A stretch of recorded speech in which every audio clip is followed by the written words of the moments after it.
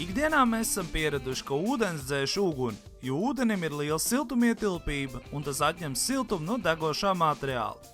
Ja ugunskurā ieliek slapju malku, tad malkā esošais ūdens paņem ļoti daudz siltumu no uguns.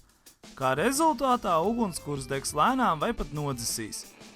Bet ja ūdeni varētu sakarsēt pietiekami augstā temperatūrā, tad iespējams tas varētu pat veicināt degšanu.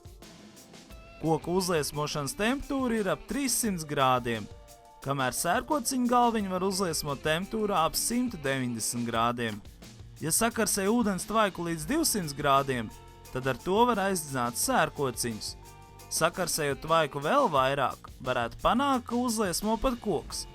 Bet, lai ūdeni un ūdens tvaiku sakarsētu līdz koku uzliesmošanas temperatūrai, ir jāpatērē milzīgs siltuma daudzums.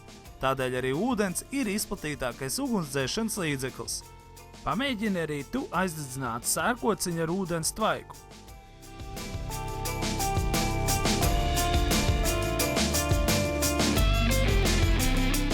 Esi uzmanīgs eksperimentējot ar uguni.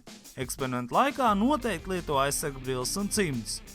Eksperimentu veids pieaugušo klātbūtnē.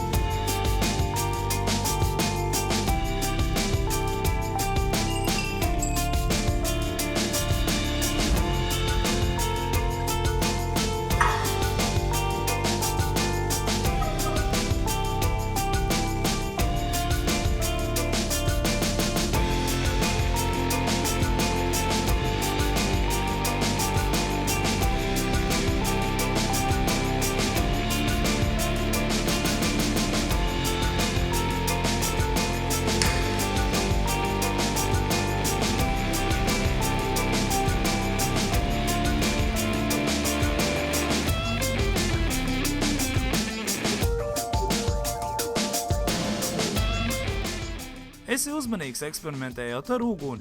Eksperimentu laikā noteikti lieto aizsargbrilles un cimdus, un eksperimentu drīkst veikt tikai pieaugušo klātbūtnē.